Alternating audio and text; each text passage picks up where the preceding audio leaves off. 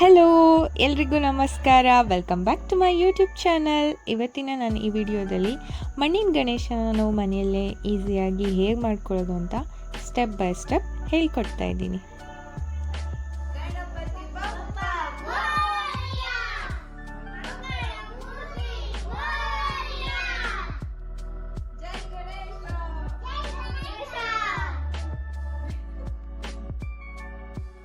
ಈ ಗಣೇಶ ಚತುರ್ಥಿಗೆ ನಾವು ನಮ್ಮ ಪರಿಸರನ ರಕ್ಷಣೆ ಮಾಡೋದಕ್ಕೆ ನಾವು ಮಣ್ಣಿನ ಗಣೇಶನನ್ನೇ ಪ್ರತಿಷ್ಠಾಪನೆ ಮಾಡೋಣ. ಆ ಗಣೇಶನ ನಾವು ಈಸಿಯಾಗಿ ಮನೆಯಲ್ಲೇ ಮಾಡ್ಕೋಬೋದಲ್ಲ, ಅದು ಹೇಗೆ ಅಂತ ನಾನು ಹೇಳ್ಕೊಡ್ತೀನಿ. ಮೊದಲನೇದಾಗಿ ನಾನು ಇಲ್ಲಿ ಮಣ್ಣನ್ನು ತಗೊಂಡು ಬಂದಿದ್ದೀನಿ. ಅದು ಸ್ವಲ್ಪ ಹಸಿ ಇದ್ದದ್ರಿಂದ ನಾನು ಸ್ವಲ್ಪ ಒಣಗಿಸ್ದೆ. ತುಂಬ ಕಲ್ಲಿತ್ತು, ಅದರಿಂದ ಅದನ್ನು ಫಿಲ್ಟರ್ ಮಾಡಿ ಅದನ್ನು ಸ್ವಲ್ಪ ಹದ ಮಾಡೋದಕ್ಕೆ ಒಂದು ಬಕೆಟಲ್ಲಿ ನಮಗೆ ಬೇಕಾದಷ್ಟು ಮಣ್ಣನ್ನು ಹಾಕ್ಕೊಂಡು ಅದರೊಳಗಡೆ ತುಂಬ ನೀರು ಹಾಕಬೇಕು. ನೀರು ಹಾಕಿ ಮಣ್ಣಿನ ಜೊತೆ ಸ್ವಲ್ಪ ಮಿಕ್ಸ್ ಮಾಡಬೇಕು. ಅದನ್ನು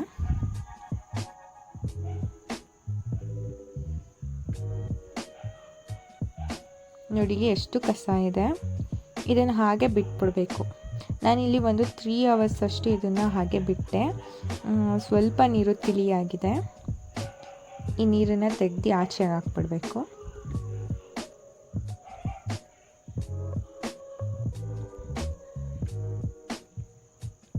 ಇವಾಗ ಮೊದಲಿಗಿಂತ ಮಣ್ಣು ಸ್ವಲ್ಪ ಸಾಫ್ಟ್ ಆಗಿರುತ್ತೆ.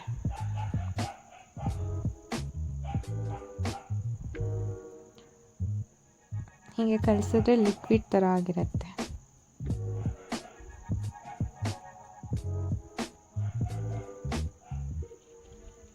ನೀವೇ ನೋಡಿ, ಆವಾಗಿದ್ದಕ್ಕೂ ಇವಾಗಲೂ ಎಷ್ಟು ವ್ಯತ್ಯಾಸ ಇದೆ.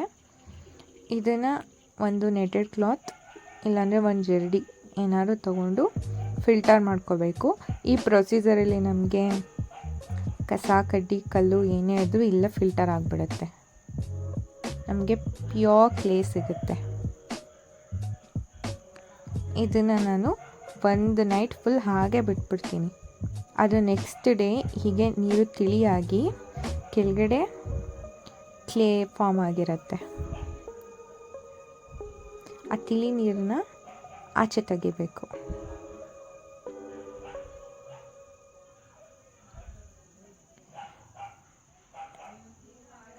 ಈ ರೀತಿ ನಾವು ಪೂರ್ತಿಯಾಗಿ ನೀರನ್ನು ತೆಗೆದ ಮೇಲೆ ಈ ಕ್ಲೇನ ಬಿಸಿಲಲ್ಲಿ ಹಾಕಿರಬೇಕು. ನಾನಿಲ್ಲಿ ಒಂದು ಕ್ಲಾತ್ ಇಟ್ಬಿಟ್ಟು ಅದ್ರ ಮೇಲೆ ನಾವು ನೆನೆಸಿದಂಥ ಈ ಮಣ್ಣು ಹಾಕ್ತಾಯಿದ್ದೀನಿ. ನೋಡಿ ಎಷ್ಟು ಚೆನ್ನಾಗಿದೆ. ಇದು ನೋಡೋಕ್ಕೆ ತುಂಬ ಮೆಸ್ಸಿ ಅನಿಸ್ಬೋದು, ಬಟ್ ಇದನ್ನ ಮಾಡ್ತಾಯಿದ್ರೆ ತುಂಬ ಫನ್ ಇರುತ್ತೆ. ನನಗಂತೂ ತುಂಬ ಇಷ್ಟ ಆಯಿತು ಈ ಪ್ರೊಸೀಜರೆಲ್ಲ. ಆ್ಯಕ್ಚುಲಿ ನಾನು ಇದು ಫಸ್ಟ್ ಟ್ರೈ ಮಾಡಿದ್ದು. ನಾನು ತಿಳ್ಕೊಂಡಿದ್ದಷ್ಟೇನು ಕಷ್ಟ ಇರಲಿಲ್ಲ, ಈಸಿಯಾಗೆ ಮಾಡಿದೆ. ಇದನ್ನು ಪೂರ್ತಿಯಾಗಿ ಹೀಗೆ ಒಂದು ಬಟ್ಟೆ ಮೇಲೆ ಹಾಕಿ ಒಣಗ್ಸೋಕ್ಕೆ ಬಿಡಬೇಕು. ನೀರೆಲ್ಲ ಡ್ರೈ ಆಗಿ ನಮಗೆ ಕ್ಲೇ ಸಿಗುತ್ತೆ. ತುಂಬ ಬಿಸಿಲಿದ್ದರಿಂದ ಒಂದು 2-3 hours ಇದು ಈ ರೀತಿ ಡ್ರೈ ಆಯಿತು. ಇವಾಗ ನಾನು ಇದನ್ನು ಈ ರೀತಿ ಬಿಚ್ಕೊಳ್ತಿದ್ದೀನಿ. ಈಸಿಯಾಗಿ ಬಂದುಬಿಡುತ್ತೆ. ಆ್ಯಕ್ಚುಲಿ ಸ್ವಲ್ಪ ಜಾಸ್ತಿನೇ ಡ್ರೈ ಆಗಿಬಿಟ್ಟಿತ್ತು. ನಾನು ತುಂಬ ಲೇಟ್ ಆಗುತ್ತೆ ಅಂದ್ಕೊಂಡಿದ್ದೆ. ಒಂದು 3 hours ಡ್ರೈ ಆಗಿತ್ತು.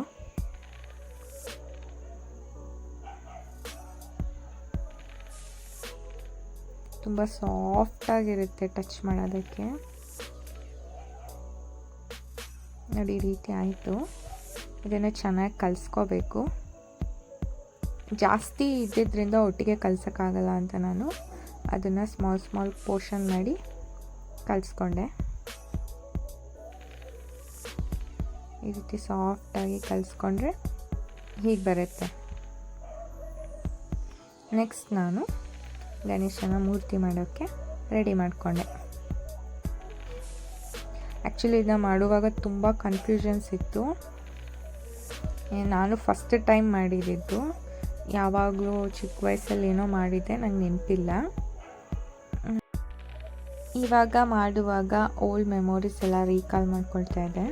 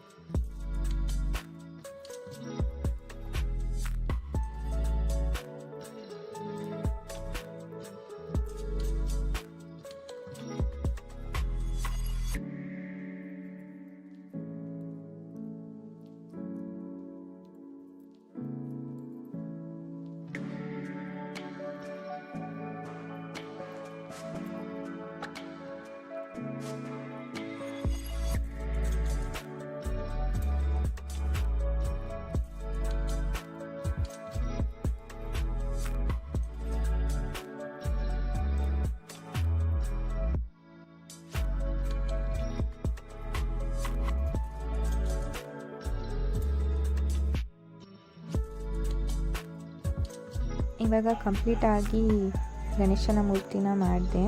ಇದನ್ನು ಬಿಸಿಲಲ್ಲಿ ಒಣಗಿಸ್ಬೇಕು. ಆ್ಯಕ್ಚುಲಿ ನಾನು 2 ಗಣಪತಿ ಮಾಡಿದ್ದೆ. ಫಸ್ಟ್ ಒಂದು ಸ್ಮಾಲ್ ಒನ್ ಮಾಡಿರೋದು ಟ್ರಯಲ್ಗೋಸ್ಕರ ಅಂತ ಮಾಡಿದ್ದೆ. ಇದೆಲ್ಲ ಚೆನ್ನಾಗಿ ಒಣಗಿದ್ಮೇಲೆ ಇದನ್ನು ಪೇಂಟ್ ಮಾಡ್ಕೋಬೇಕು. ಫಸ್ಟ್ ನಾನಿಲ್ಲಿ ವೈಟ್ ಕಲರ್ ಹಾಕ್ಕೊಳ್ತಾ ಇದ್ದೀನಿ, ಪ್ರೈಮರ್ ಥರ. ಡೈರೆಕ್ಟ್ ಕಲರ್ ಮಾಡೋಕ್ಕಿಂತ ಫಸ್ಟು ವೈಟ್ ಪೇಂಟ್ ಮಾಡಿ ನೆಕ್ಸ್ಟು ನಮ್ಗೆ ಯಾವ ಕಲರ್ ಬೇಕೋ ಅದನ್ನು ಹಾಕ್ಕೊಂಡ್ರೆ ಚೆನ್ನಾಗಿ ಬರುತ್ತೆ. ಇಲ್ಲಿ ನಾನು ಅಕ್ರೆಲಿಕ್ ಪೇಂಟ್ನ ಯೂಸ್ ಮಾಡಿದ್ದೀನಿ.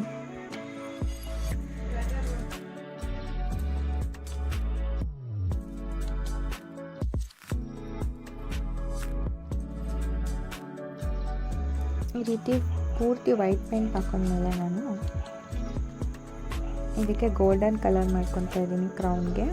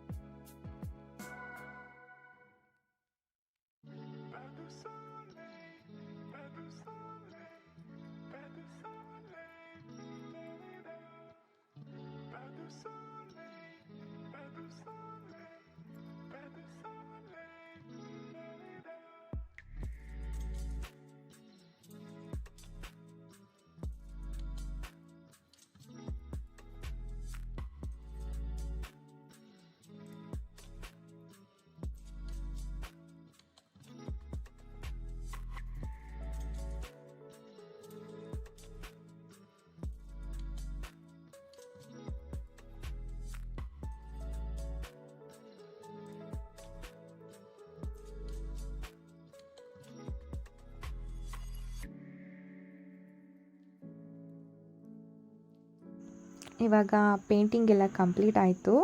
ಹೇಗೆ ಕಾಣಿಸ್ತಾ ಇದೆ ನಮ್ಮ ಗಣಪ ಅಂತ ಕಮೆಂಟ್ ಮಾಡಿ ಹೇಳಿ.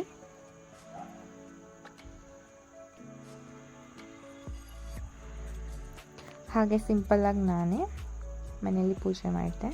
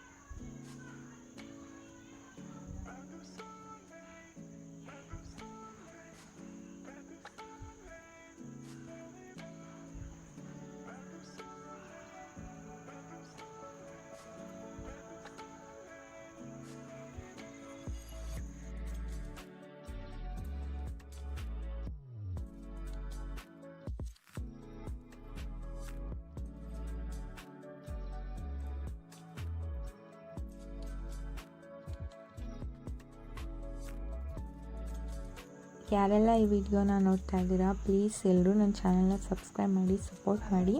ಹಾಗೆ ಈ ವಿಡಿಯೋ ಹೇಗೆ ಅನಿಸ್ತು ಅಂತ ಕಮೆಂಟ್ ಮಾಡಿ.